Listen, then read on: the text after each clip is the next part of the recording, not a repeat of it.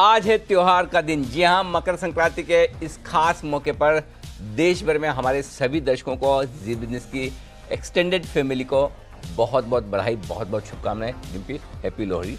आपको भी बहुत बहुत बधाई। आपको भी बहुत बहुत बधाई मकर संक्रांति की। और इस मकर संक्रांति पे उत्तरायण हुए हैं। अब शायद हो सकता है बाजार भी अपनी उत्तर की तरफ यानी कि ऊपर की तरफ भी दौड़े।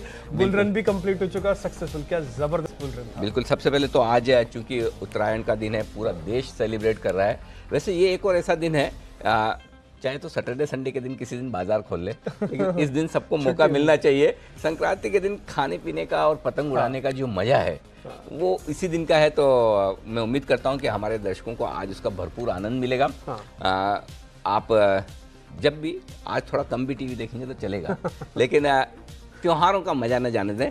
बिल्कुल एंजॉय करें, पतंग उड़ाएं, गुड़ तिल खाएं, अच्छा बोलें और साथ ही आप जी बिजनेस पर दिखें भी। बिल्कुल। तो आज फिर से आपके लिए मौका है, जी बिजनेस पर कुछ अच्छी सी सेल्फी या अच्छी सी फोटो खींच कर हमें भेजिए, ताकि हम आपके साथ उत्तरायण और मकर संक्रांति मना सके और आप हमारे साथ मना सके। और अब तो डिम्पी को भी वो लाइन याद हो चुकी है। हेलो हेलो हेलो हेलो नहीं, हेलो हेलो तो डिम्पी इंग्लिश में होता है। अच्छा। हेलो हेलो हेलो हेलो ये है गुजराती।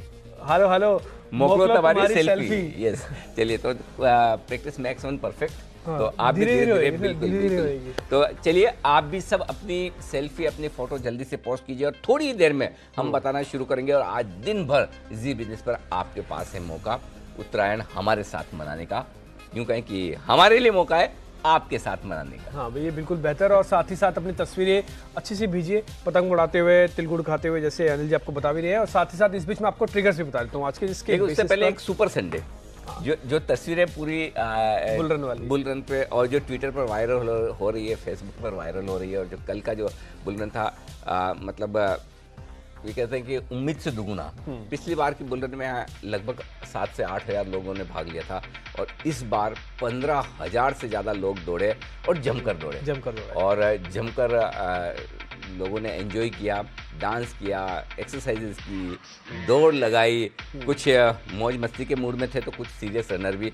और आपने देखा कि कल किस तरह से डिम्पी भी छाए हुए थे पूरे स्टेज पर एकदम, और जबरदस्त एनर्जी और मतलब पॉजिटिविटी के साथ। बिल्कुल, और पॉजिटिविटी आपके साथ भी दिख रही थी। और सारे मेहमान भी हमारे थे। हमने वादा किया था कि सभी इंडस्ट्री के आपको लोग दिखेंगे, चाहे पॉलिटिकल हों चाहे फिर वो बॉलीवुड से हों, और सभी ने शिरकत की। और कल ज़बरदस्त माहौल आपको देखने को मिला, और एक डेढ़ घंटे के खास एक एंटरटेनमेंट था। और उसके बाद फिर से रेस का भी। तो हम आप सभी का बहुत बहुत शुक्रिया अदा करना चाहते हैं, वो सब हमारे दर्शक जो जी बिजनेस बीएससी बुल रन में भाग लेने के लिए पहुंचे, जो नहीं पहुंच पाए देश भर में हैं, जिन्होंने टीवी पर इसे लाइव देखा और बहुत सराहा। और ये सबसे आगे जो दिख रहे हैं ये विनर है देवेंद्र सिंह, जिन्होंने ये कल दौड़ जीती और बहुत ही बेहतरीन तरीके से जीती। और अब मुझे आज इतने समय बाद अब विश्वास हो रहा है कि डिम्पी स्टेट लेवल के रनर रहे होंगे, क्योंकि हमारे 3 में से 2 विनर जो हैं वो पंजाब के थे। इसलिए अब मुझे लग रहा है कि डिम्पी कभी न कभी तो आप दौड़े होंगे, भले अभी ना दौड़े हों, कभी तो दौड़े होंगे। हाँ सर, पक्का मैं दौड़ा हूँ। और ये मैं आपको सर्टिफिकेट से भी प्रूव कर सकता हूँ। नहीं, इतना तो मैं आपको फेस वैल्यू पर लेता हूँ, बिल्कुल दौड़े होंगे। ठीक है, आजकल नहीं दौड़ते, आजकल दौड़ाने में ज़्यादा विश्वास करते। तो आज डिम्पी दौड़ाएंगे, ढेर सारे एक्शन दिखाएंगे। लेकिन डिम्पी, वो एक्शन के ट्रिगर्स क्या हैं? वो ट्रिगर्स जो हैं आपकी स्क्रीन पर भी आ रहे हैं। पहला ट्रिगर्स तो ये है कि डोनाल्ड ट्रंप ने जो बात रखी है वो H1B वीज़ा को लेकर है, और आज की ये सबसे बड़ी खबर बनने वाली है। इस पर जरूर ध्यान रखें। उन्होंने कहा है कि वीज़ा के नियम नहीं बदलने वाले।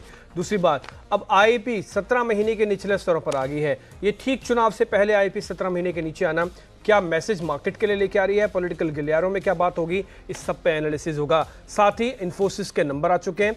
अनुमान के मुताबिक ही रहे इन्फोसिस, कुछ खट्टा है कुछ मीठा है, लेकिन हाँ गाइडेंस के तौर पर कम से कम इन्फोसिस का हम ये कह सकते हैं कि आपको थोड़ा ज़्यादा बेहतर दिखेगा। अब आते हैं ग्लोबल मार्केट पे। आप SGX निफ्टी को बिल्कुल अलग देख पा रहे हैं। इस बीच हांगकांग का बाजार 350 पॉइंट नीचे है। जापानीज मार्केट के अंदर तो खैर आज छुट्टी है, लेकिन SGX निफ्टी अभी भी 10 पॉइंट ऊपर है। तो सारे के सारे समीकरण हमने ट्रिगर्स में कन्वर्ट किए, और ये चारों के चारों ट्रिगर्स आपके लिए बड़ी इंपॉर्टेंट। लेकिन इस बीच इन चारों ट्रिगर्स में अगर सबसे ज़्यादा काम का ट्रिगर है फिर से डोनाल्ड ट्रंप की तरफ से, आज इन्होंने कहा है H1B वीज़ा को लेकर हम कोई दिक्कत करने वाले नहीं है। ये उस समय आया जिस समय ये पशोपेश में हम चल रहे थे, कंफ्यूजन चल रहे थे, पता नहीं IT कंपनीज का हो गया क्या। तो फिर आज एडिटर स्टिक IT कंपनीज पे रखें। बिल्कुल, एडिटर स्टिक IT पूरे इन सेक्टर पर है।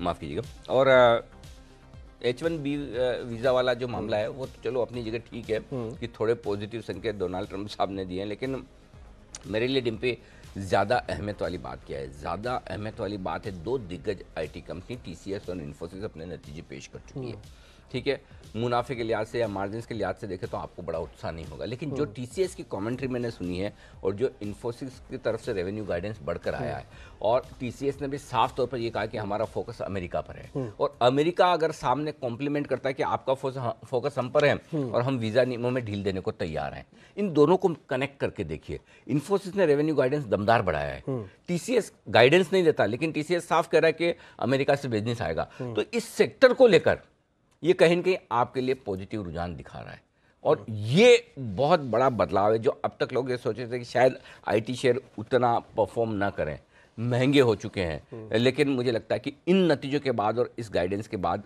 डेफिनेटली आईटी सेक्टर को लेकर लोगों का व्यू बदलना शुरू होगा। और इस ऐसे में टीसीएस डेफिनेटली थोड़ा कंपैरेटिवली महंगा है, सेक्टर में स्टॉक्स थोड़े बदलेंगे, वेटेज बदलेगा, और इन्फोसिस का नतीजों के साथ साथ जो गाइडेंस आया है, गाइडेंस के साथ साथ जो बायबैक आया है, री रेटिंग होने की पूरी संभावना है, और हो सकता है लोग अब टीसीएस के बजाय इन वैल्यूएशंस पर इन्फोसिस को प्रीफर करें। हमें फर्क नहीं पड़ता टीसीएस खरीदें या इन्फोसिस खरीदें, ठीक है, वेटेज अपना अपनी जगह हो सकता है, लेकिन ओवरऑल एक सेक्टर आपको ऐसा दिख रहा है अब जिसका वजन है 6 स्टॉक है निफ्टी में, वो अगर मजबूत रहता है तो निफ्टी के लिए एक सपोर्ट बड़ा बनकर आता है, वो गिरने नहीं देगा बाजार को। दूसरा सेक्टर आपके लिए आ रहा है एफएमसीजी, नतीजों से ठीक पहले। तो अगर दो डिफेंसिव सेक्टर एफएमसीजी और आईटी आपको गिरने के लिए मना करते हैं, तो फिर आपके लिए सबसे बड़ा कंफर्ट ये आता है कि रिजल्ट सीजन में आप बड़े कॉन्फिडेंस से अंदर जा सकते हैं, कोई दिक्कत नहीं, आप बुरी तरह से पिटेंगे नहीं। तो ये बड़ा कंफर्ट है। तो मुझे लगता है कि इन नतीजों के बाद, बायबैक के बाद, कमेंट्री के बाद आईटी शेयरों की री रेटिंग होना तय है, और ऐसे में आईटी शेयरों पर फोकस रखना चाहिए। इन दो बड़े दिग्गज के नंबर से अनुसार छोटों को किस तरह से देखें, पॉजिटिव नजरिए से देखें, और दूसरा एक रुपया कितना बड़ा रोल प्ले करेगा इनमें? देखिए, रुपए का रोल है, लेकिन रुपए का रोल हम जरूरत से ज्यादा, देखिए हमारे लिए रोज डिस्कस करने के लिए ठीक है। आईटी कंपनियां रोज डे टू डे बेसिस पर रुपया नहीं देखती, उनकी एक हेजिंग पॉलिसी है, वो हेजिंग पॉलिसी के तहत चलते हैं, क्योंकि हर रोज आप रुपए, आपकी कोर कॉम्पिटेंसी क्या है?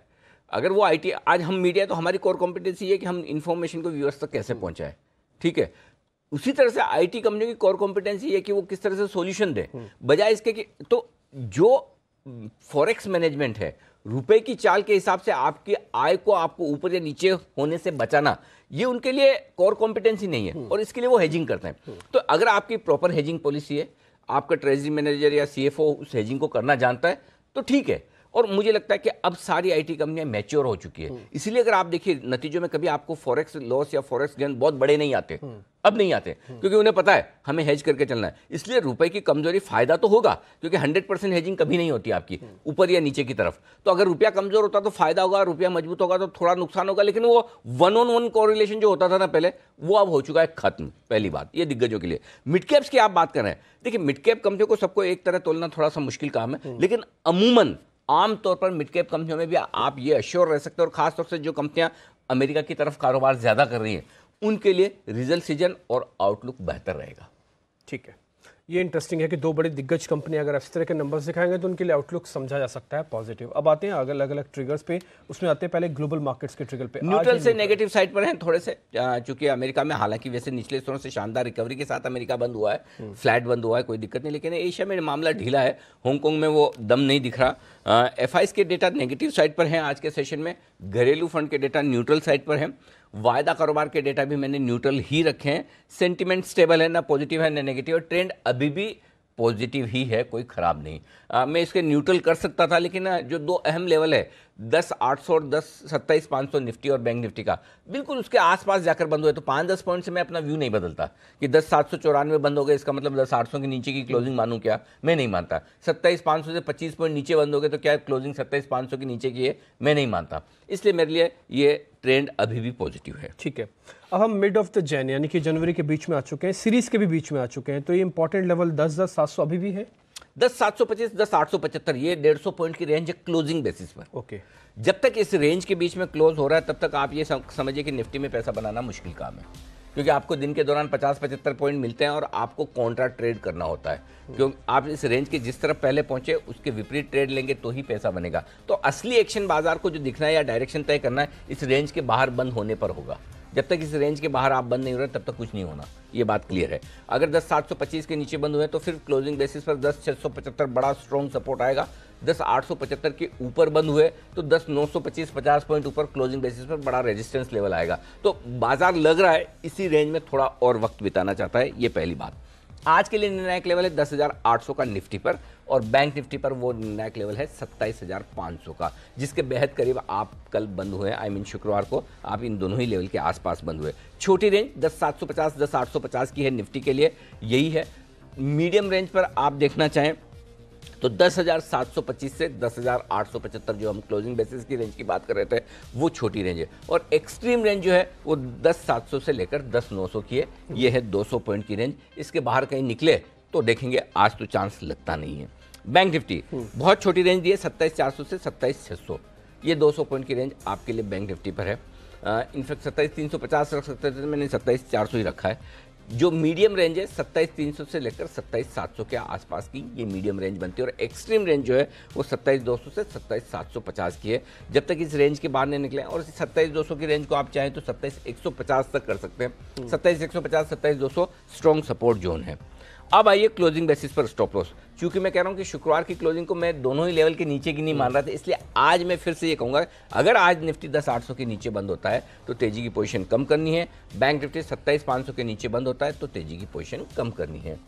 तेजी की पोजीशन खत्म करने का लेवल 10,725 के नीचे निफ्टी बंद होगा तो तेजी की पोजीशन आपको खत्म कर लेनी चाहिए, और 27,200 के नीचे बैंक निफ्टी बंद होता है तो तेजी की पोजीशन कम कर लेनी चाहिए। ठीक है, एक जगह कम करनी है और एक जगह खत्म करनी है। 10,800 पे कम करना है निफ्टी अगर इसके नीचे जाता है क्लोजिंग बेसिस पर, और 10,725 के नीचे क्लोजिंग बेसिस पर आता है तो आपको तेजी की पोजीशन खत्म भी करनी है। अब आते हैं बाय और सेल निफ्टी के ट्रेड।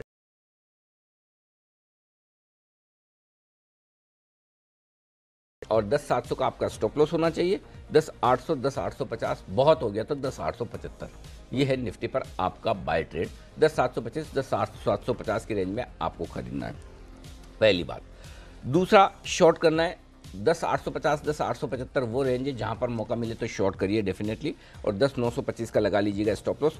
10,825 10,850 10,775 ये तीन लेवल नीचे की तरफ मिलेंगे। अगर आप ऊपर बेचते हैं, इंतजार करें रेंज के आसपास आने का। अगर बहुत गैप से ना खुले तो फिर मैं 9-8 पर आपको बता दूंगा कि क्या खुलते ही बेचना चाहिए या नहीं, वो देख लेंगे। बैंक निफ्टी शॉर्ट करने का वैसे लेवल 27,700 27,750 परफेक्ट रेंज है जहां पर बेचा जा सकता है। एग्रेसिव ट्रेडर है तो 27,600 से भी बेचना शुरू कर सकते हैं, वो आपको देखना होगा। देखिए एक चीज क्लियर है डीपी, कि अगर आईटी और एफएमसीजी सहारा देंगे तो बैंक कमजोर होंगे, ये मुझे एक ट्रेड दिख रहा है, एक पे ट्रेड जिसे कह सकते हैं कि long IT short bank, typically होता है आईटी के सामने बैंकिंग। हाँ, और वो बैंक्स में कल आई मीन शुक्रवार को थोड़ा सा कमजोरी का संकेत आया है। कहीं न कहीं 27,700 के ऊपर बैंक निफ्टी थकावट के संकेत दे रहा है, बढ़ने में मुश्किल आ रही है, ये चीज़ साफ नजर आ रही है। इसलिए बैंक निफ्टी पे तेजी को लेकर मैं बहुत कॉन्फिडेंट नहीं हूँ, ठीक है ना। तो यहाँ पर शॉर्ट करने के लिए एग्रेसिव ट्रेडर 27,600 पे कर सकते हैं, नहीं तो 27,700 के ऊपर शॉर्ट करें। 27,800 का स्टॉप लॉस है, 600-500 मिनिमम ये तो मिल ही जाएगा, उसके बाद भी नीचे के और लेवल आ सकता है। अब बैंक निफ्टी में खरीदारी के लिए मैंने एक बड़ा इंटरेस्टिंग लेवल दिया है, वो मैंने रेंज दी कि नीचे कहाँ लेना है आपको, क्योंकि नीचे लेने के मूड में मैं हूं नहीं। अगर 27,350 के नीचे बैंक निफ्टी दिखता है तो आपको लेना ही नहीं है फिर आज। ओके, इसलिए मैंने बहुत छोटा सा स्टॉप लॉस दिया है शुक्रवार के लो का। अगर 27,350 के नीचे खुल गए या आप चले गए तो फिर आप एक बार लेने का दिमाग से निकाल दो, फिर बैंक निफ्टी आपका सेल ऑन राइज हो जाएगा, ठीक है। तो इसलिए बहुत छोटा 100 पॉइंट का स्टॉप लॉस है, और 27,350 के नीचे अगर खुल जाए गलती से तो खरीदना नहीं है। 27,600 27,700 ये आपका होगा। खरीदना लेवल आएगा कहीं 27,150 के आसपास, उसके लिए मैं अभी जल्दबाजी में नहीं हूं, तब देखेंगे, है ना। तो ये क्लियर है बैंक निफ्टी पर, ठीक है। इस बीच एफआईज और एफ&ओ के आंकड़े भी हैं और साथ ही एक सेक्टर भी है, तो पहले सेक्टर बात कर लेते हैं। आईटी, जो मैं थोड़ा देर में आगे विस्तार से बता दूंगा आपको, वैसे बता ही चुके हैं। हाँ, वैसे तो इसके बारे में बात हुई है। अदानी पावर और jet Airways 2 share F&O ban में है, वो 10 के 10 है, इसमें किसी तरह का कोई बदलाव नहीं है। अब जल्दी से आ जाते हैं एफआईज और एफ&ओ के आंकड़ों पर। पहले जरा एफआईज आज नेगेटिव है, डीआईज न्यूट्रल है, खराब है। 687 करोड़ के स्टॉक्स बेचे हैं, सामने सिर्फ 200 करोड़ के फ्यूचर खरीदे हैं स्टॉक में, तो खराब आंकड़े हैं एफआईज की तरफ से, ये साफ नजर आ रहा है। पहली बात, घरेलू फंड ने सिर्फ 125 करोड़ की खरीदारी की है, वो भी आंकड़ा छोटा है। ऑप्शन में आंकड़े बड़े हैं नहीं, तो एफआईएस का रुझान बिकवाली की तरफ है, तो आंकड़े थोड़े से कमजोरी के हैं। ठीक है, अगर एफ&ओ के हिसाब से निफ्टी को समझें तो कहाँ पे ज़्यादा पुट्स एक्यूमुलेट हो रही हैं और कहाँ पे कॉल राइटिंग ज़्यादा हो रही है? देखिए 10,800 निर्णायक लेवल है। क्यों है? हाँ, जो पुट कहाँ हो रही है ये बता दूँ, कहीं नहीं हो रही। अच्छा, दोनों जगह नहीं है। कहीं मतलब निफ्टी में डिम्पी पूरा हफ्ता निकल गया बिना कोई एक्शन के। अब लोग ट्रेड ही नहीं कर रहे हैं। निफ्टी में 3 लाख शेयर ओपन इंटरेस्ट में घटे हैं, लोगों को मजा ही नहीं आ रहा। प्रीमियम जिसके 33 पॉइंट की है, भाई कुछ एक्शन तो दिखे। 50 पॉइंट ऊपर नीचे में अगर आप बड़े परफेक्ट ट्रेडर हैं तो आप सही लेवल पे एंट्री करेंगे और सही लेवल पे एग्जिट करेंगे, वो भी चाल के विपरीत। ऐसे कितने लोग हैं हिंदुस्तान में, गिनती के होंगे। तो इसलिए आम ट्रेडर इस वक्त निफ्टी में ट्रेड ही नहीं कर पा रहा, पैसे ही नहीं बन रहा निफ्टी में। बहुत मुश्किल काम है। ना ऑप्शन बायर के लिए बन रहा है, ना ऑप्शन सेलर के लिए बन रहा है। ऑप्शन सेलर खाली ये कि टाइम वैल्यू कम हो रही है तो मेरे पैसे बन जाएंगे, बेच कर तो वो अलग बात है, बाकी दिमाग से नहीं बन रहे। सिंपल चीज़ है, ठीक है ना। तो वो वाला मामला है। पुट कॉल रेशियो थोड़ा सा घटकर आया है, 1.46 से 1.39, हल्का सा ओपन इंटरेस्ट कम हुआ है। 10,800 निर्णायक लेवल इसलिए कि 10,800 के पुट पे हैं 26 लाख शेयर और कॉल्स में है 22 लाख शेयर, लगभग बराबरी का मामला है। और इसलिए रस्साकशी का और ताकत आजमाइश का लेवल यही है। 10,800 के नीचे हैं तो थोड़े कमज़ोर हैं, 10,800 के नीचे हैं तो ज़्यादा सर उठाकर आप तेज़ी की बात कर सकते हैं। सिंपल है, न 10,700 तोड़ने का मूड है, न 10,900 के पार जाने का मूड है। इसके बाहर कहीं देखिए, एक चीज़ और भी है डिम्पी, ऐसा भी नहीं कि कभी भी आप इससे बाहर नहीं निकलेंगे, निकलना तो यही है। रेंज में कभी होता नहीं है बाजार। अल्टीमेटली पहले इतना 100 पॉइंट भागता था, गिरता था, अब सुस्त हो गया। सुस्ती से वापस इसी तरह के उतार चढ़ाव भी आएंगे, ये सब तो होने वाला है। अब किस दिन होता है उसके लिए आपको ट्रेडिंग स्क्रीन पर या फिर टीवी स्क्रीन पर जी बिजनेस रखना है, तो हम आपको बता देंगे कब क्या हो रहा है। ये बात हुई निफ्टी की। बैंक निफ्टी बता दूँ, बिल्कुल 27,500 निर्णायक लेवल है। वजह है पुट और कॉल दोनों में 5-5 लाख शेयरों का ओपन इंटरेस्ट है और शुक्रवार को 2-2 लाख शेयर बने। नीचे की तरफ 27,000 सबसे मजबूत सपोर्ट है हाईएस्ट ओपन इंटरेस्ट के लिहाज से। ऊपर की तरफ 28,000 कॉल्स में हाईएस्ट ओपन इंटरेस्ट है। तो ये 1000 पॉइंट की रेंज है और 1000 पॉइंट की रेंज के बीचों बीच 27,500 पर ही निर्णायक लेवल निकल कर आ रहा है। तो ऐसा लग रहा है नीचे 27,200 27,300 की रेंज सपोर्ट काम करेगी, ऊपर 27,700 27,800 में जाकर थक जाएंगे। बैंक निफ्टी का भी वही हाल है, यही वक्त बिताना चाहता है, सिंपल। ठीक है, तो ये निफ्टी बैंक निफ्टी का एनालिसिस हुआ है जिसमें हमने एफआईएस के आंकड़े और एफ&ओ का बेसिस भी रखा है। अब आते हैं सीधा स्टॉक्स पे, तो स्टॉक ऑफ द डे देखते हैं। सेक्टर सबसे ज़्यादा है आईटी आज मजबूत, तो आईटी से ही पक्का शेयर होगा। बिल्कुल, आज का हीरो तो इन्फोसिस है। Sorry, stock of the day. Hero मैं स्टार बोलना चाहता हूँ लेकिन है आज का stock of the day Infosys. कोई वजह है ही नहीं कि इन्फोसिस यहाँ से तेज़ दौड़ ना लगाए। और आज ये आपको दौड़ लगाने के मामले में ठीक उसी तरह सरप्राइज कर सकता है जैसे कल जी बिजनेस के चाहने वालों ने कल सरप्राइज किया था, 15,000 लोग बुल रन में दौड़े। ये बुल रन का विनर निकल कर आएगा। 2-3 चीज़ें हैं डिम्पी, हालांकि नतीजे अनुमान से मुताबिक या थोड़े से कमज़ोर रहे हैं प्रॉफिट के लिहाज से, लेकिन उसको छोड़ दीजिए। रेवेन्यू गाइडेंस बहुत ही मजबूत है, बहुत बेहतरीन। और जब न सिर्फ इन्फोसिस कह रहा है कि रेवेन्यू गाइडेंस स्ट्रॉन्ग है, जब टीसीएस भी कह रहा है कि हमारा भी अच्छा है, तो इसका मतलब आपको सेक्टर को लेकर और इनके गाइडेंस को लेकर भरोसा और बढ़ जाता है। बायबैक 800 रुपये में लाजवाब, प्राइस बहुत बढ़िया की इन्होंने, शानदार। ये चीज़ कब होती है? ये चीज़ तब होती है जब प्रमोटर ना हो कंपनी में। मैं ये नहीं कह रहा इन्फोसिस में प्रमोटर नहीं है, लेकिन है क्या, 4-5% की हिस्सेदारी है। आमतौर पर सारी की सारी हिस्सेदारी किसके पास है? आपके मेरे जैसे इन्वेस्टर्स के पास है ना। तो ऐसी सिचुएशन में तभी आप प्रॉपर और सही बायबैक ला पाते हैं। तो ये बायबैक बहुत ही तगड़ा है, बहुत ही बेहतरीन है। इस बायबैक के दम पर, नतीजों के दम पर, और उसके साथ देखिए, जब कहते हैं ना कि वो देता है तो छप्पर फाड़ के लेता है ऊपर वाला, हालांकि मंदी के टाइम लेता है तो थप्पड़ मार के भी लेता है। वो भी एक कहावत मार्केट में बननी चाहिए कि देता है छप्पर फाड़ के, लेता है थप्पड़ मार के। लेकिन अभी जब छप्पर फाड़ के आ रहे हैं तो ट्रम्प साहब भी तैयार हो गए कि हम आपके H1B वीज़ा नियमों में ढील देंगे। तो ये सारी अच्छी खबरें हैं जो आईटी स्टॉक्स को आज मजबूत रखेगी। और इन्फोसिस मिनिमम 705 710 इतना तो बनता है फ्यूचर जाना, कम से कम।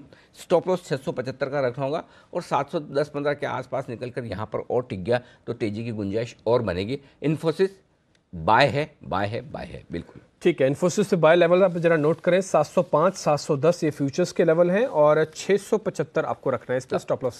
आज मकर संक्रांति के दिन अगर कोई पतंग उड़ेगी तो इन्फोसिस की उड़ेगी आसमान, ये पक्का है। वैसे हाँ, पतंग से याद आया, आज हमारे जी बिजनेस के दर्शकों के लिए एक और ख़ास बात है। एक तो आपके पास मौका तो है ही, बस हम 9:30 बजे के बाद से आपकी तस्वीरें दिखाना शुरू करेंगे, तो बिल्कुल रहिए हमारे साथ। लेकिन एक और है, नफ़ा नहीं पतंग उड़ी जाए, उड़ी जाए। तो नफ़ा का मतलब मुनाफा, नफा नहीं पतंग, मतलब मुनाफे की पतंग, जो गुजराती नहीं समझते उन दर्शकों के लिए, ये उड़ने वाली है आसमान में। तो आज दिन भर आपको जी बिजनेस पर हर एक घंटे में आपको कुछ ऐसे बेहतरीन स्टॉक्स मिलने वाले हैं जो आपको भरपूर मुनाफा देंगे।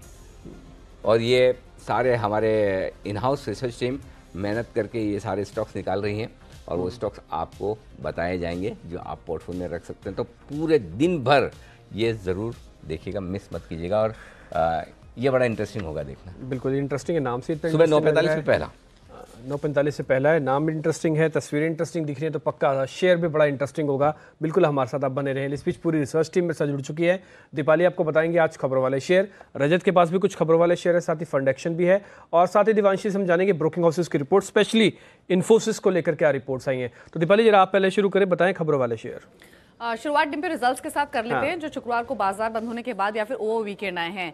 सबसे पहले बात करेंगे एवेन्यू सुपरमार्ट की। देखिए नतीजे अनुमान से मुताबिक रहे हैं, लेकिन अनुमान के मुताबिक सुनकर खुश मत होइएगा, क्योंकि जो एक्सपेक्टेशंस थी वो खराब नंबर्स की ही एक्सपेक्टेशंस थी। आप इनका मुनाफा देखेंगे तो वो हल्का सा बढ़ा जरूर है, सालाना आधार पर 251 करोड़ से बढ़कर 257 करोड़ रहा है, लेकिन मुनाफे की ग्रोथ अगर आप देखेंगे तो पिछले 8 क्वार्टर्स में सबसे कम रही है। इसके अलावा आय इनकी 4094 करोड़ से बढ़कर लगभग 5400 करोड़ के आसपास रही है। मार्जिन इनके घटे हैं, 10.5% से घटकर ये 8% के आसपास रहे हैं सालाना आधार पर।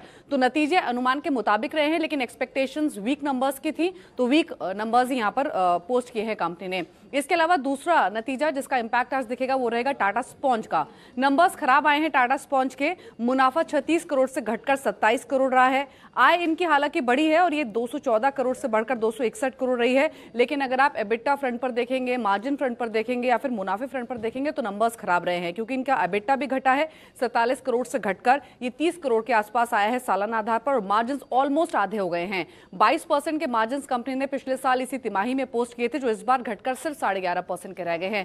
तो नंबर्स टाटा स्पॉन्ज के रहे हैं खराब। इसके अलावा अर्निंग्स के अलावा जहां पर खबरें हैं उसमें जेट एयरवेज ये फोकस में रहेगा।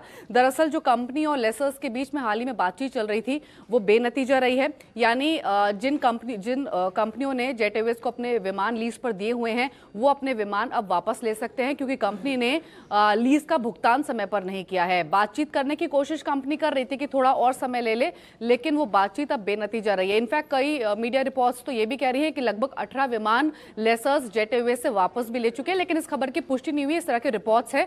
ये जरूर है कि 31 दिसंबर तक की डेडलाइन थी जो कि कंपनी ने पूरी नहीं की, और अब वापस विमान लेसर्स ले सकते हैं। तो नेगेटिव खबर है जेट एयरवेज के लिए।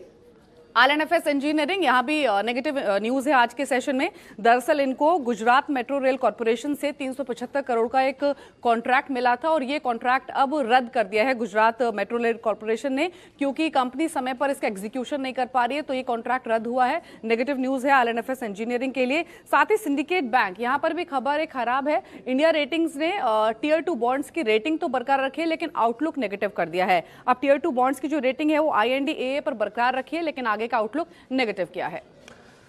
ठीक है, ये कुछ खबरों वाले शेयर हैं, साथ ही रजत के पास भी कुछ फंड एक्शन भी है, खबरों वाले शेयर्स भी हैं। रजत आप भी बताएं। जिन नतीजे जो आज आने वाले हैं उसमें हम क्लोजली ट्रैक कर रहे हैं आईसीआईसीआई सिक्योरिटीज, IB वेंचर्स और टाटा मेटालिक्स। ये इंपॉर्टेंट नतीजे जो बाजार में क्लोजली ट्रैक होंगे। सुप्रीम इंफ्रा, प्रकाश इंडस्ट्रीज भी आज नतीजे पेश करेंगे, लेकिन जो नतीजे आ चुके हैं उसमें सबसे ज्यादा बेहतर लग रहा है GNA एक्सेल्स। नतीजे बेहतर हैं, मुनाफा 42% बढ़कर 180 करोड़ पहुंचा है। आय में भी 22% की ग्रोथ देखने को मिली है, और एबिटा इनका 47% बढ़ा है। तो GNA एक्सेल्स पे आज के सत्र में नजर रखनी होगी। दूसरा है JNK बैंक। मिले जुले नतीजे इसलिए क्योंकि मुनाफा भले ही 44 करोड़ बढ़ा हो, लेकिन इनकी GNP और NNPA में बढ़ोतरी देखने को मिली है। प्रोविजनिंग भी बढ़ी है। मुनाफा 44% बढ़कर 104 करोड़ हुआ है। NI भी 13% बढ़ी है। प्रोविजनिंग तिमाही दर तिमाही आधार पर बढ़कर पहुंच गई है 253 करोड़, और साथ साथ GNPA 9% से बढ़कर 9.94%। श्री रामा न्यूज प्रिंट एक और कंपनी, यहाँ पर 3.5 करोड़ के घाटे के मुकाबले इस बार मुनाफा जो पोस्ट किया है वो है 9.75 करोड़। बेहतर फिगर है। आय हालांकि घटी है, लेकिन एबिटा और एबिटा मार्जिन में जबरदस्त इजाफा देखने को मिला है। एबिटा मार्जिन 3.5% से बढ़कर 20.4% श्री रामा न्यूज प्रिंट पे पहुंचे हैं। JNK बैंक पे बड़ी खबर है। ब्रह्मदत्त को part time non executive chairman नियुक्त कर लिया गया है। 4 जुलाई 2020 तक ये इस पोस्ट पर रहेंगे, बैंक के नॉन एग्जीक्यूटिव चेयरमैन बने रहेंगे। और आज स्पार्क पे जरूर नजर रखनी होगी, क्योंकि खबर आई है सन फार्मा पे कि सन फार्मा को US में जेलप्रॉस दवा की जिनको मंजूरी मिल चुकी थी US FDA से, उन्होंने लॉन्च कर दिया, कमर्शलाइज कर दिया ये दवा। होगा ये कि सन फार्मा $1 करोड़ का जो रॉयल्टी है वो इमीडिएटली स्पार्क को पे करेगी और साथ ही साथ आने वाले समय के लिए भी रॉयल्टी पेमेंट्स जो है वो स्पार्क को मिलती हुई नजर आएगी। इसके अलावा विलियमसन मेगर, याद होगा आपको कि प्रमोटर्स एवरेडी में हिस्सा बेचने के ऊपर खबर थी पिछले सत्र में, जिसके कारण 20% की तेजी विलियमसन मेगर पर देखने को मिली। लेकिन अब खबर यहाँ पर यह है कि विलियमसन मेगर ने बोल दिया कि फिलहाल कोई डिस्क्लोजर नहीं दे रहे हैं, जरूरत पड़ने पर एक्सचेंजेस को पूरी जानकारी देंगे। ठीक है, ये कुछ एक अहम खबरें। दिवांशी, आपके पास ब्रोकिंग हाउसेस की रिपोर्ट होगी, पहले तो जरा सिर्फ और सिर्फ इन्फोसिस के बारे में बताएं, इन्फोसिस को लेकर क्या रिपोर्ट आई है, फिर मैं दूसरी रिपोर्ट्स के बारे में आपसे जानकारी लेता हूँ। बिल्कुल डिम्पी, आज दो ही रिपोर्ट्स है, एक इन्फोसिस पर और एक एवेन्यू सुपरमार्ट्स, दोनों के ही नतीजे थे। एक बहुत ही अच्छा है, इन्फोसिस के नतीजे बेटर हैं क्योंकि जो गाइडेंस है उन्होंने काफ़ी बेटर दी है और बढ़ाई है गाइडेंस। इसकी वजह से जो दो ब्रोकरेज हाउसेस थे, एक CLSA और फिलिप कैपिटल, इन दोनों ने अपने जो लक्ष्य हैं वो बढ़ा दिए हैं। CLSA उन्होंने अपने लक्ष्य 910 से बढ़ाकर 930 तक के किए हैं और बाई की रेटिंग को उन्होंने बरकरार रखा है। वहीं पे फिलिप कैपिटल भी यहाँ पे उन्होंने अपने जो लक्ष्य वो 750 से बढ़ाकर 800 तक के कर दिए हैं। इन सबका ब्रोकरेजेस का मानना है कि एक जो गाइडेंस बढ़ी है उससे काफ़ी पॉजिटिविटी दिख रही है, EPS यहाँ पे बढ़ने का अनुमान है और वहीं पे जो TCS के साथ जो वैल्यूएशन गैप है वो अब यहाँ पे कम होता हुआ दिख रहा है, जो एक पॉजिटिव है। और इसके अलावा जो बायबैक आ रहा है, CLSA मान रहा है कि इससे जो EPS है यहाँ पे काफ़ी बढ़ोतरी देखने को मिल सकती है आने वाले 3 साल में, ये उनका मानना है। उसके अलावा Macquarie, Credit Suisse, Morgan Stanley, Goldman सैक्स, इन्होंने अपनी रेटिंग भी न्यूट्रल रखी है और यहाँ पे जो लक्ष्य दे रहे हैं वो भी न्यूट्रल है, उन्होंने कोई बदलाव नहीं किया है। ओके, तो खाली CLSA नहीं बढ़ाया बस, CLSA और फिलिप कैपिटल तो ठीक है। हाँ, बाकी FIs ने सबने सेम रखे हैं, ये इंटरेस्टिंग होगा। तो चलिए देखते हैं क्या कुछ होता है। हाँ, एवेन्यू सुपरमार्ट के भी आ गए, उस पर ब्रोकिंग हाउसेस की रिपोर्ट है, जरा जल्दी से उसके बारे में बता दें। बिल्कुल, एवेन्यू सुपरमार्ट यहाँ पे जिन्होंने भी बिकवाली की है ये सब उन्होंने मेंटेन किया है और इनका ये मानना है कि जिस तरह से यहाँ पे मार्जिन्स पर दबाव आ रहा है ये काफ़ी गहरा है और इससे आगे चल के भी जो मार्जिन्स हैं यहाँ पे दबाव बने रहने की आशंका अभी भी दिख रही है। और वहीं पे अब देखिए क्रेडिट स्विस ने सबसे पहले जो रिपोर्ट दी है, उन्होंने जो लक्ष्य दिए वो 1150 तक के दे रहे हैं, ये मान के चल रहे एक मार्जिन पर प्रेशर दिखेगा। और इसके अलावा जिस तरह से डिस्काउंट्स दे रहे हैं तो आने वाले साल में जो अनुमान है मार्जिन्स की वो 2% से और घटाने का भी यहाँ पे बात कही गई है। ओके, तो ये है तमाम वो रिपोर्ट्स जिस पर रखिए आप नज़र। उन्होंने भी लगता है वीकेंड पे ज़्यादा काम तो किया नहीं है, FI ने भी अब सब इंतज़ार कर रहे हैं, जिसके रिजल्ट आएंगे उसी के हम नतीजे दिखाएंगे और रिपोर्ट भी बताएंगे। आइए अब शामिल करते हैं एक्सपर्ट्स को। हमारे साथ जुड़ चुके हैं कोलकाता से सिमी भौमिक, दिल्ली से राकेश बंसल और मुंबई से शुभम अग्रवाल। अरे वाह, 3 महानगरों से 3 दिग्गज हमारे साथ हैं। तो चलिए सबसे पहले कहाँ, कोलकाता चले? हाँ, पहले कोलकाता। तो चलिए सिमी जी, गुड मॉर्निंग। पहले तो जरा आप मेरे को ये बताएं कि सन फार्मा में और कितनी तेजी आ सकती है, क्योंकि इसमें एक वापस से दवा की मंजूरी मिली है। ले लो सिमी जी की, पता चला सन फार्मा में पिक्स भी निकल गई तो। हाँ, ये बात भी है, सही कह रहे हैं आप। सिमी जी वापस से गुड मॉर्निंग और आपकी पिक्स। सबसे पहले गुड मॉर्निंग डिम्पी, अनिल जी, आप लोगों को। और मेरा 2 पिक्स आज इंट्राडे के लिए 2 मिड कैप में ही मैंने चुना है। एक नेल्को जो 298.95 के आसपास उस दिन बंद किया था, मुझे लगता है कि इसमें तेज़ी देखने को मिलेगा, आज भी मिलेगा और आने वाले कुछ सेशन के लिए ये स्टॉक बहुत ही पॉजिटिव है। मैं आज का 2 टारगेट्स मैं जो लेके आई हूँ वो 312 से 320 का है, जो आज ही अचीव हो सकता है। ओवरऑल इसमें जो पोटेंशियल है, लग रहा है कि वापस ये 340-50 का रेंज देखने को मिलेगा बहुत जल्दी। मेरा दूसरा स्टॉक होगा चंबल फर्टिलाइज़र्स। चंबल फर्टिलाइज़र्स में मैं ये कहूँगी कि लास्ट कुछ सेशन से बहुत अच्छा स्ट्रेंथ एक्वायर किया है, आज इंटैक्ट रह सकता है। वो जो स्ट्रेंथ मिला था वो आज भी इंटैक्ट रह सकता है। 168-67 के आसपास खरीदने का सलाह होगा। 164 या 65 के नीचे स्टॉप लॉस लगाएंगे। 172-175 ये 2 टारगेट्स होगा इंट्राडे के लिहाज से। ये स्टॉक भी 175-76 के आसपास जा सकता है। हो सकता है आज अचीव नहीं होगा और स्टॉप लॉस भी ट्रिगर नहीं करेगा, तो स्टॉक हो सकता है कि ट्रेड को आगे लेके जा सकते हैं, एक आध दिन के लिए होल्ड किया जा सकता है स्टॉक को।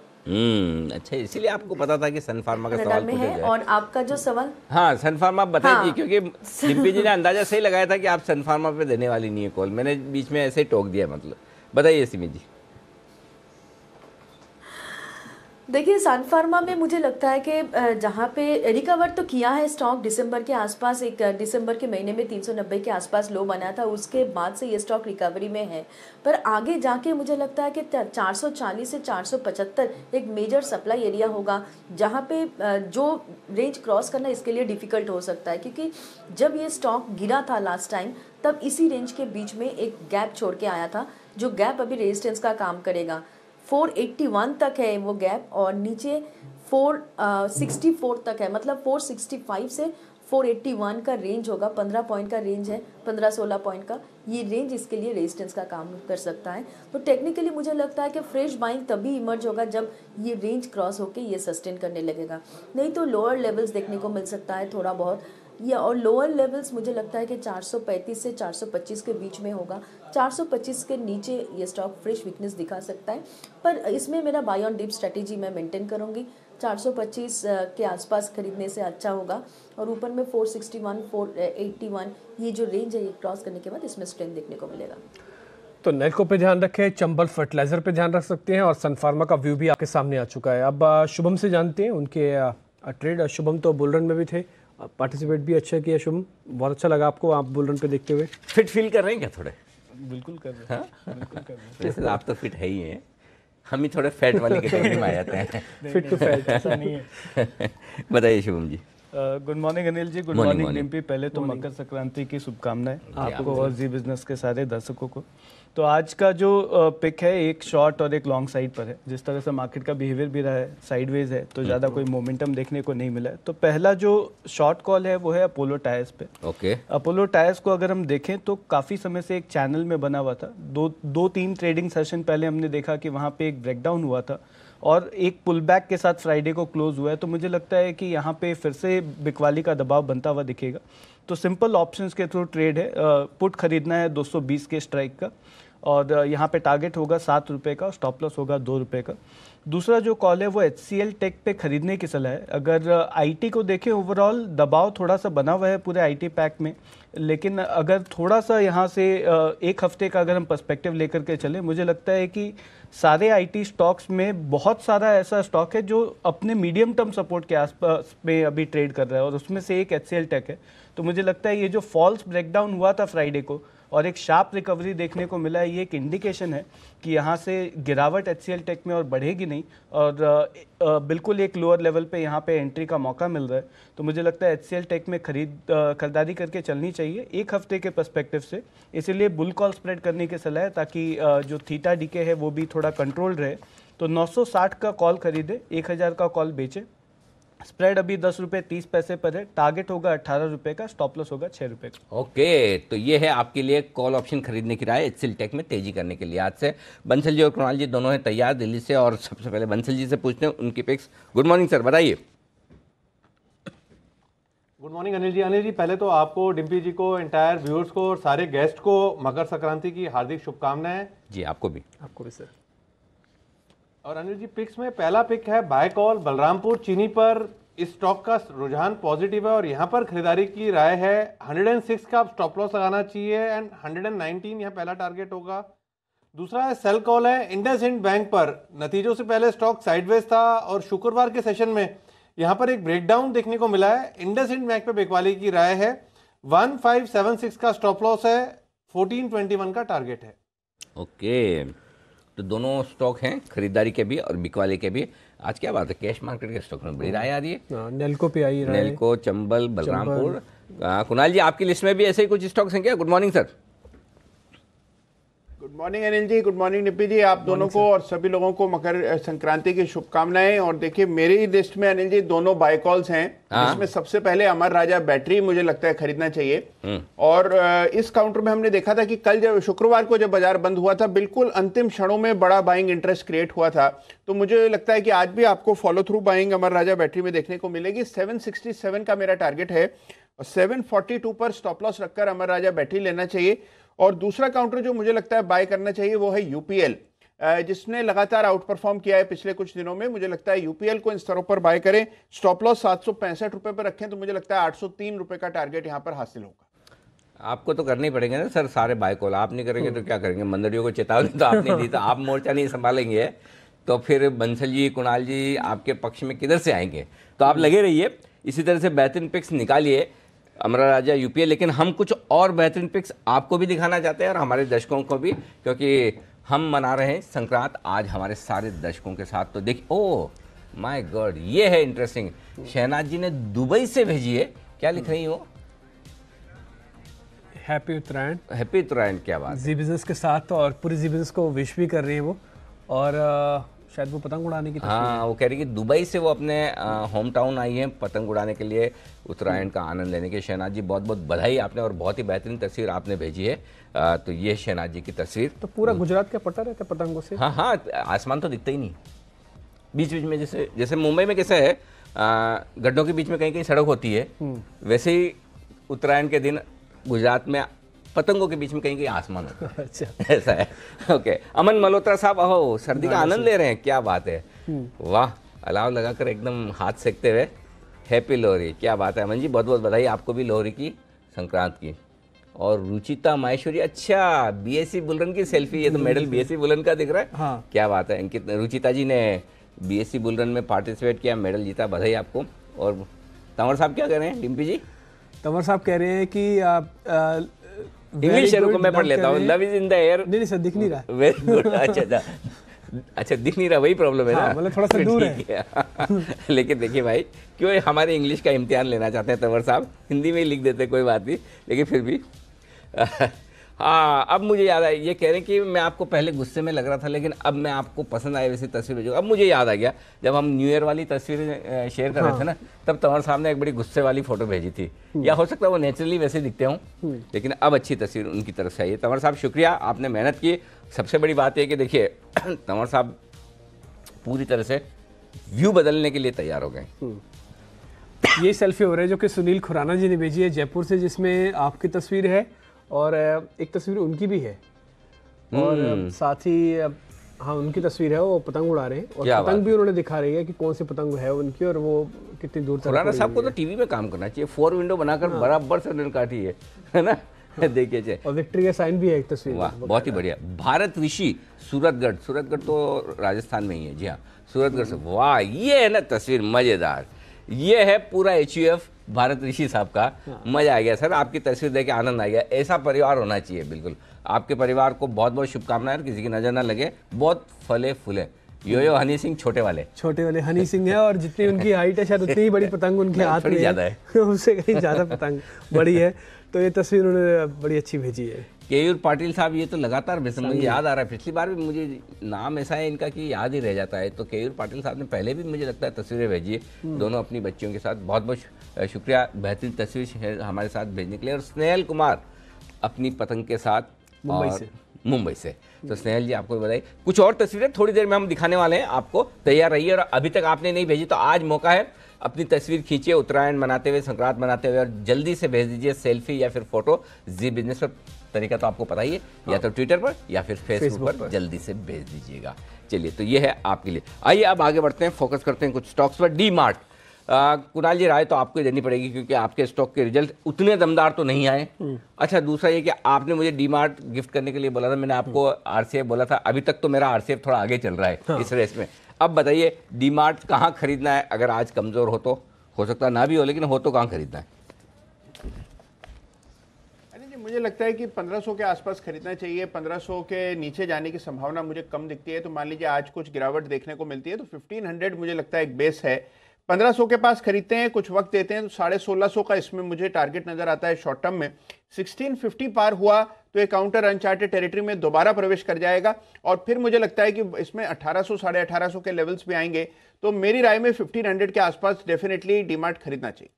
ठीक है सिमी, टाटा स्पॉन्ज में क्या करना है, क्योंकि इसके भी नतीजे हैं और नतीजे अच्छे नहीं है। इनका मार्जिन करीब आधा हो गया, पहले 22 के मार्जिन पे काम करते थे, अब 11.5 हो गया। इनका मुनाफा 36 से घटकर सीधा 27 करोड़ हो गया। नंबर अच्छे नहीं है। ये शेयर आज कितना टूटेगा, कहाँ पे ज़्यादा सपोर्ट है? एक तो डिम्पी 800 के आसपास छोटा सा सपोर्ट था, अगर 800 के नीचे ये खुल जाता है तो इसमें वीकनेस आएगा, फ्रेश वीकनेस देखने को मिल सकता है। 15 रुपया से 20 रुपया का टारगेट आ सकता है लोअर साइड पर। 787, 781 ये दो टारगेट्स होगा अगर 800 के नीचे ये स्टॉक जाके सस्टेन करने लगेगा।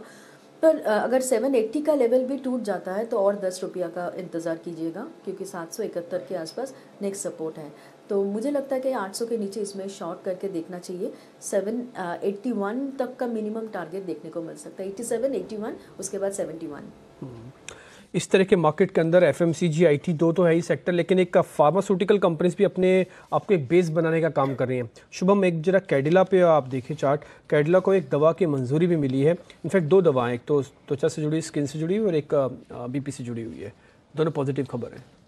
डिम्पी, अगर मैं तीसरा स्टॉक आज देता तो कैडिला ही था और मेरे वॉच लिस्ट में था। मुझे ये खबर नहीं पता था, नहीं तो मैं ऐड कर देता आज के लिस्ट में। मुझे लगता है बहुत अच्छा स्ट्रक्चर है और जिस तरह से 330 340 का रेंज इसने होल्ड किया है और ये रेंज बहुत समय से होल्ड कर रहा है। अगर आप देखेंगे तो ऑलमोस्ट मई के बाद से अभी तक वो लो टूटा नहीं है और अब मुझे लगता है कि यहाँ पे मोमेंटम बनना चाहिए। तो अगर अब यहाँ पे पॉजिटिव न्यूज़ आ रहा है तो मुझे लगता है यहाँ पे बिल्कुल पार्टिसिपेट करना चाहिए। 340 पे स्टॉप लॉस रखें, थोड़ा सा पोजिशनल यहाँ पे ट्रेड बनाने की सलाह दूंगा, बिकॉज अपसाइड बड़ा है तो ज़्यादा पैसा आएगा तो कोई नुकसान तो उसमें है नहीं। तो मुझे लगता है कि थोड़ा पोजिशनल पर्सपेक्टिव से देखना चाहिए। 375 380 के आसपास मुझे लगता है कि 3 से 4 दिन 5 दिन मैक्सिमम ये टाइम फ्रेम में आता हुआ दिखेगा। तो काफ़ी अच्छा स्ट्रक्चर है। 375 से 380 के टारगेट के लिए 340 के स्टॉप लॉस के साथ खरीदने की राय। ठीक है। इस बीच भारतीय एयरटेल पे भी एक खबर है कि तंजानिया, क्योंकि अपने अफ्रीका ऑपरेशंस में काफ़ी काम कर रहे हैं, आईपीओ भी लेके आना चाहते हैं। अब तंजानिया इकाई में कुछ हिस्सादारी है बेचना चाहते हैं। बंसल जी, एक बार जरा भारतीय एयरटेल को देखिए, ये कंसोलिडेट तो कर रहा है, 320 के ऊपर टिका भी हुआ है, ये भी अच्छी बात इसने नोटिस करवाई है। ये थोड़ा और चल सकता है, अगर 5-7 रुपये 8 रुपये की गुंजाइश है तो जरा बता सकते हैं आप। देखिए डिम्पी, नीचे से ये स्टॉक आप देखें तो आपने सही बोला कि एक अच्छा इसने एक अपमूव दिखाया है और टेक्निकली डिम्पी स्टॉक में मेरा ऐसा मानना है थोड़ा सा वेट एंड वॉच करना चाहिए। 335 फ्राइडे की क्लोजिंग है, 340 के ऊपर निकलता है तब डिम्पी ये स्टॉक टेक्निकली काफ़ी समय बाद अप ट्रेंड के अंदर आएगा। अगर 340 के ऊपर निकलता है तो 340 के ऊपर मेरी खरीदने की राय रहेगी और तब 362 का पहला टारगेट होगा। 340 के ऊपर सस्टेन करता है तब 332 का एक स्टॉप लॉस लगाना चाहिए। ओके, तो 340 के ऊपर निकल कर टिकना ज़रूरी है। लेकिन एक और स्टॉक पर राय लें। हम इस बीच हमारे साथ ट्रेड स्विफ्ट ब्रोकिंग के डायरेक्टर संदीप जैन साहब भी कार्यक्रम में शामिल हो चुके हैं, जयपुर से। जैन साहब स्वागत। एक्चुअली असली दौड़ तो जैन साहब ही लगा रहे हैं, हम तो सब नाम की लगा रहे हैं। सुबह कल बुलरन में दौड़ गए, आज जयपुर भी पहुंच गए हैं। जयपुर से ही शो कर रहे हैं ना जैन साहब? बिल्कुल बिल्कुल कर रहे हैं अनिल जी, और थोड़ा सा मैं डिलेड हो गया, फ्लाइट भी कल डिलेड थी और कल जब दौड़ा तो काफी फिट भी हो गए और मजा आ रहा सबको देख के। को-एनालिस्ट भी थे वहां पे, जबरदस्त इवेंट था। और बाद में तो मैंने ट्विटर पे अपडेट देखा, मैंने कुछ शुरुआत की मिस की थी। बेहतरीन इवेंट था, बहुत इट वाज एक्साइटिंग एंड बहुत जबरदस्त मजा आया।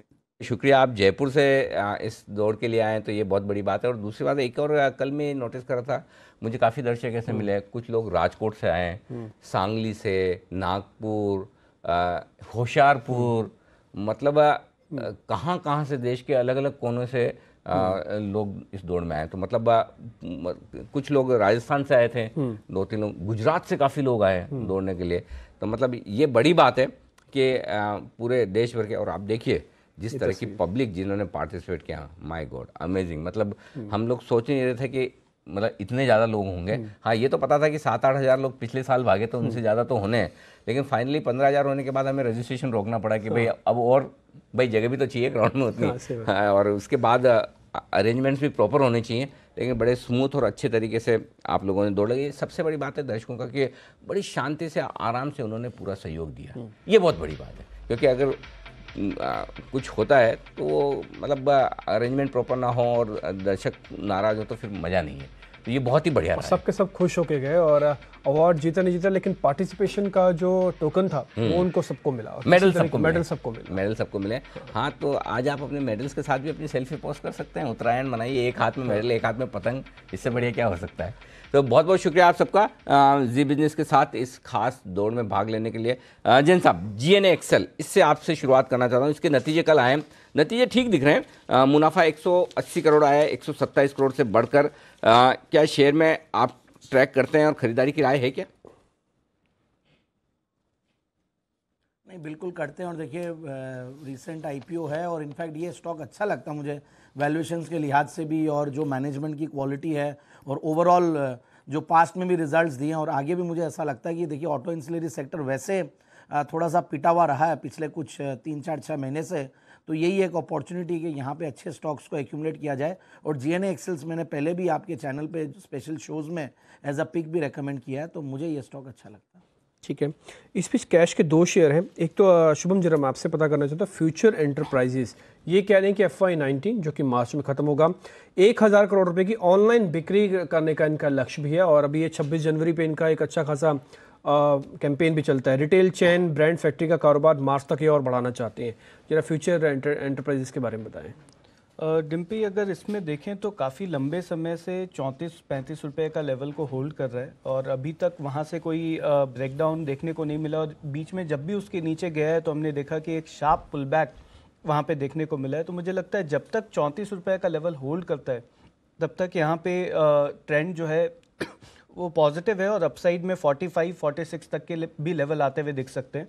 तो यहाँ पे 34 के स्टॉप लॉस से मुझे लगता है कि ट्रेड बनाया जा सकता है। अगेन यहाँ पे थोड़ा सा पोजिशनल आपको देखना पड़ेगा, हो सकता है शॉर्ट टर्म में तुरंत ना चले, बट अगर थोड़ा समय देंगे तो यहाँ पे मुझे लगता है कि 45-46 तक के भी लेवल आते हुए दिख सकते हैं। ठीक है, ऐसे में एक और शेयर है अदानी ग्रीन्स, ये कह रहे हैं कि हम 51% स्टेक ले लेंगे एक सोलर पार्क के अंदर जो इनकी ही सब्सिडरी है, और उसके अंदर हिस्सेदारी अपनी अब बढ़ाना चाहते हैं। जरा अदानी ग्रीन्स के बारे में बताएं, टिपिकली थोड़ा कम डिस्कस होता है, अदानी ग्रुप का ही शेयर है। देखिए डिम्पी, एकदम मेजर सपोर्ट के आसपास है 39। वो सपोर्ट अगर टूट गया तो वीकनेस आ सकता है, पर सपोर्ट अगर होल्ड कर सकता है ये स्टॉक तो वापस से ये स्टॉक 44-45 का रेंज दिखा सकता है।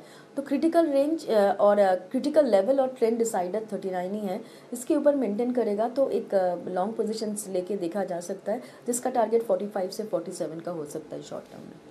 ठीक है, आज का कुछ सरकारी बैंक वापस से चल सकते हैं। एक दो सरकारी बैंक पर जरा राय ले लें। बंसल जी, जरा सिंडिकेट बैंक के बारे में देखिए, इसका जो इंडिया रेटिंग है उसने आउटलुक इसका जो है नेगेटिव कर दिया है।